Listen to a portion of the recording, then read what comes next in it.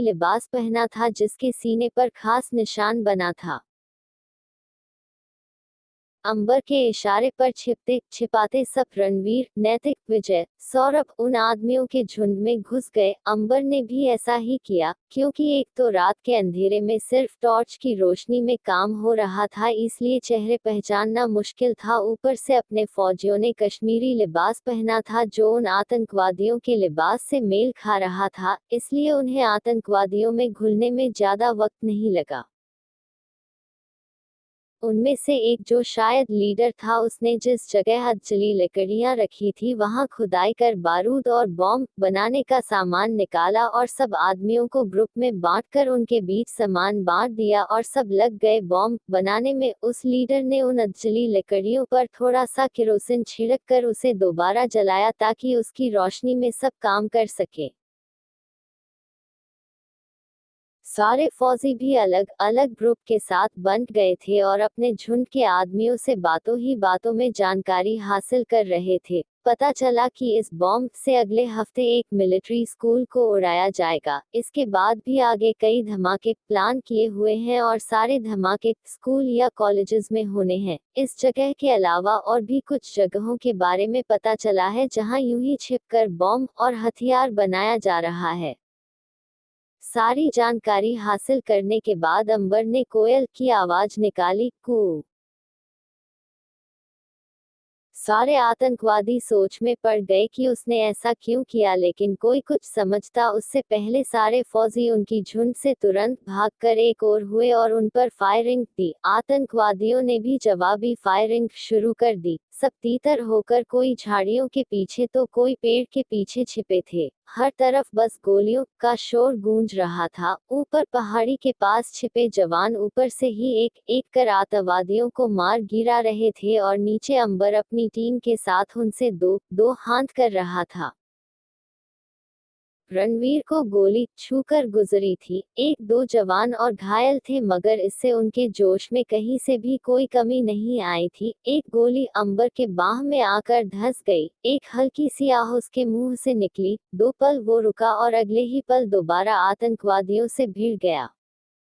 अभी जस्ट सोने की कोशिश करते हुए धरा अपने बिस्तर पर लेटी थी, मगर अचानक उसका दिल बहुत ही बेंगी से धड़कने लगा। धक धक करता दिल, धक धक करता दिल। बेचैनी अपनी हद पार कर रही थी। वरीड वरीड पसीने के बूंद माथे पर चुहचुहाते हुए गर्दन पर फिसल रहे थे। घबराहट से उसका गला सूखने लगा था। एक झटके से वो उठकर बैठ गई। साइड में टेबल पर रखा पानी का ग्लास उठाकर एक झटके से उसने सारा पानी पी लिया और क्राउन से टेककर उसने सीने पर हाथ रख लिया। धड़कनों का शोर ऐसा था मानो गोलियां चल रही हो। अचानक एक तड़प के साथ उसकी आह निकली। उसने खुद को देखा, कोई जख्म नहीं था मगर दर्द हुआ बेहद।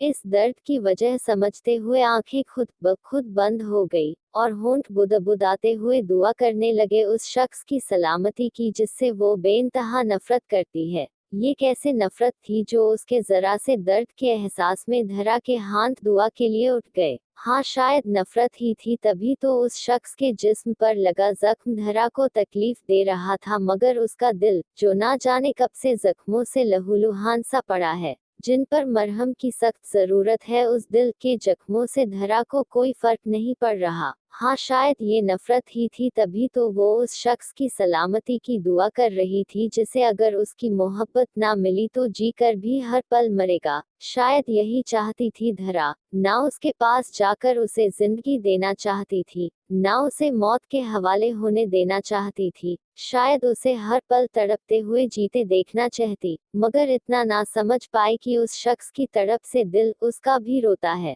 महसूस तो उसे भी होता है उस शख्स का दर्द, बस उस दर्द को अपना सुकून समझकर अपनी तड़प को नजरअंदाज करती आई है। क्राइंग क्राइंग जारी है।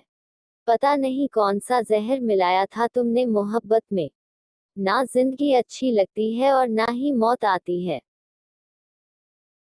अंबर अपनी टीम के साथ मिलकर आतंकवादियों से दो हाथ कर रहा था। एक गोली उसके बाह पर लगी थी। कुछ और आर्मी मैन भी घायल थे, पर इससे उनका जज्बा कभी कम नहीं हुआ। कुछ ही देर में सिचुएशन बिल्कुल अंडर कंट्रोल थी। उन आतंकवादियों में से 3 को अंबर के ऑर्डर्स पर जिंदा छोड़ा गया था, ताकि उनसे उन जैसे और गद्दारों के बारे में उगलवाया जा सके। जो आतंकवादी मारे गए थे उन्हें दफनाने का ऑर्डर अंबर ने एक टुकड़ी को दिया और खुद हेलीकॉप्टर की ओर बढ़ गया। उसके सामने उन आतंकवादियों के लीडर फारूक सैफुल्लाह को बिठाया गया। उसके हाथ बंधे थे, लेकिन नजरें नफरत लिए अंबर को और उस हेलीकॉप्टर में मौजूद बाकी जवानों को घूर रही थी, pouting pouting. Helicopter base camp की ओर रवाना हुआ। बाकी जवानों में से एक टुकड़ी मुर्दों को दफनाने का और दूसरी टुकड़ी वहां मिले बारूद वगैरह को बरामद करने का काम रही थी। तुझे क्या लगता है, हमें पकड़ कर तू अपने मुल्क को बचा लेगा? हम अपना हक लेकर रहेंगे। आज एक फारूक पकड़ा गया है, कल हजारों आएंगे। फारूक ने नफरत के साथ जहरीले शब्दों में कहा तो रणवीर ने गुस्से में उस पर बंदूक तान दी, लेकिन अंबर ने हाथ दिखाकर उसे रोक दिया। रहने दो, कुत्तों को भौंकने की आदत होती है, अंबर ने कहा तो बाकी जवान हंसने लगे। टीयर्स ऑफ जॉय, जबकि फारूक खिसियाया सा बोला, कुत्तों को काटने की और गोश्त नोच खाने की भी आदत होती है। कुत्ते कितनी भी कोशिश कर ले शेर का गोश्त नहीं खा सकते, जानते हो? क्योंकि शेर के सामने कुत्तों की औकात उतनी ही होती है जितनी तुम्हारी है हमारे सामने। हमारा वतन छीनने की कोशिश करने के बजाय अपने वतन में अमन फैलाने की कोशिश करते तो शायद हमारे जन्नत को देख खार खाने की जगह आज तुम्हारा अपना वतन ही जन्नत होता। और जो हक की बात की तूने, तो हम भारत माता के बेटे हैं, हम हिंदुस्तानी किसी का हक नहीं छीनते, लेकिन अगर कोई हमसे हमारा हक छीनने की कोशिश करे तो किसी को नहीं छोड़ते। जन्नत हमारा था और हमारा रहेगा, अंबर ने कहा, जिसके जवाब में फारूक बस उसे घूर कर रह गया। वही सारे जवान एक बार फिर ठहाके लगाए हंस पड़े। Tears of Joy, tears of Joy.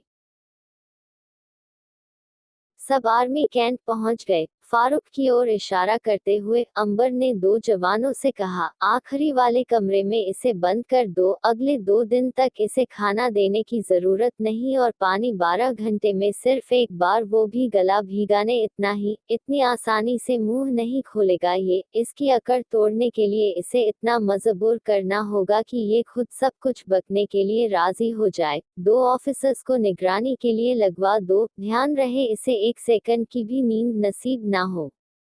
Yes captain.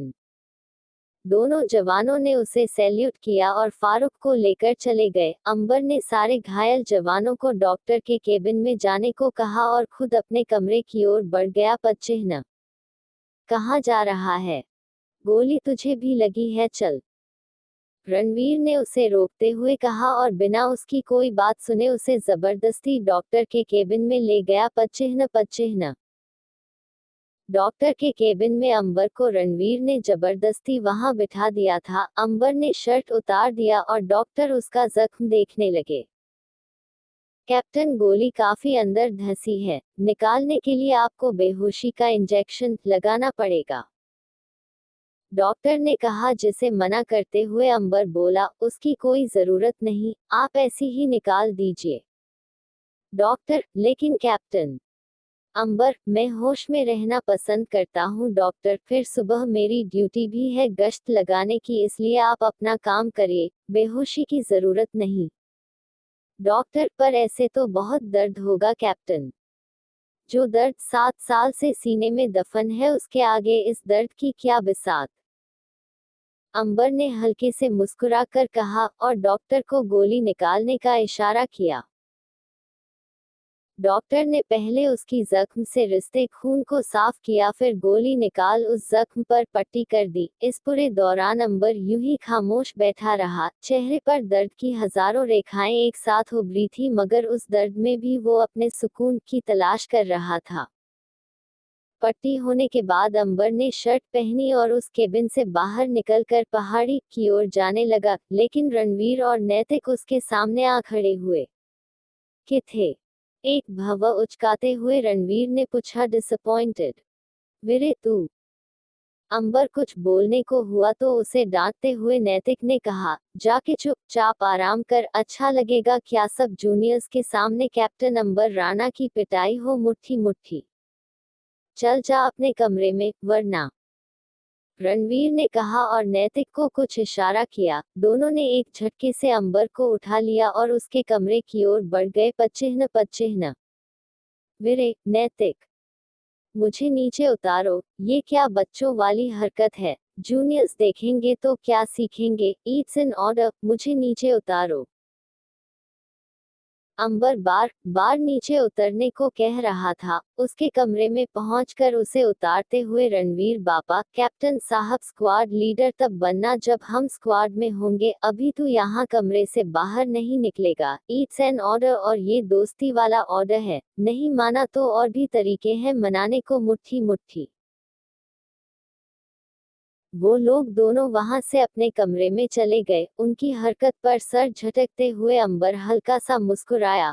ये दोस्ती ही तो वो खजाना था जो अब उसके पास बचा था। इन 7 सालों में उसके दोनों पागल दोस्तों ने ही तो उसे हमेशा संभाला है, कभी माँ की तरह डांट कर, कभी पिता की तरह समझाकर और कभी कभी तो बच्चों की तरह साथ में रोने लगते हैं। आम आदमी हो या कोई फौजी, दोस्ती सबके लिए अनमोल होती है। Smile smile.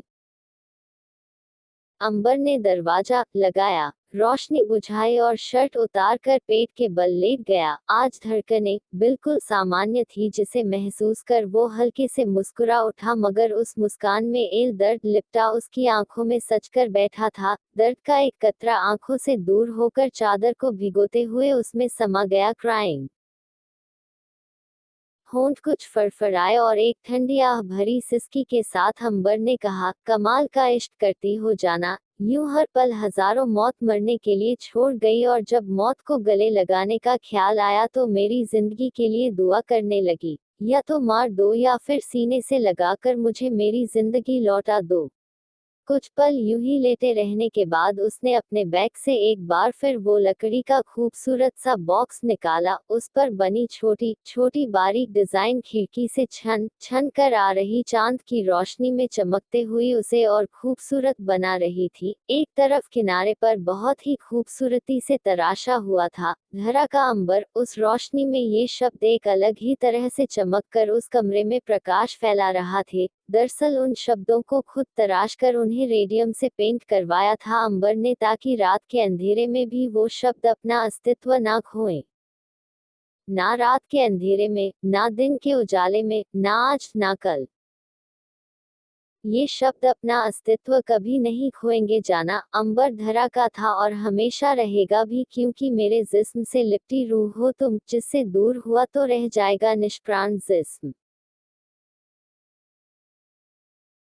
अंबर उन शब्दों को कुछ पल महसूस कर सुकून के एहसास को खुद में सींच रहा था। Relieved face. फिर उस बॉक्स को खोल के उसने अंदर सबसे ऊपर सहेज कर रखे गुलाबी बांधनी दुपट्टे को निकाला। बॉक्स को किनारे रख उसने कुछ पल उस दुपट्टे को सीने से लगाए रखा, फिर उसे शॉल की तरह ओढ़कर लेट गया। वो दुपट्टा उसे कुछ पल के भ्रम में बांध रहा था। भ्रम की उसकी धरा उसके पास है। उस खूबसूरत से भ्रम के कारण उसके लब खींच गए और चेहरे पर मुस्कान बिखर गई। दुपट्टे से आती भीनी खुशबू और एक खूबसूरत एहसास उसे एक सुकून भरी दुनिया में खींच रहा था, जहां किसी ख्वाब में नहीं बल्कि हकीकत में वो अपनी जाना उसके साथ ही। धीरे धीरे उसकी पलकें इस सुकून रिलीव्ड फेस के तहत झुकने लगी और वो खो गया ख्वाबों के जहान में। स्लीपिंग जुड़े जो तेरे ख्वाब से, तो टूटे हम नींद से।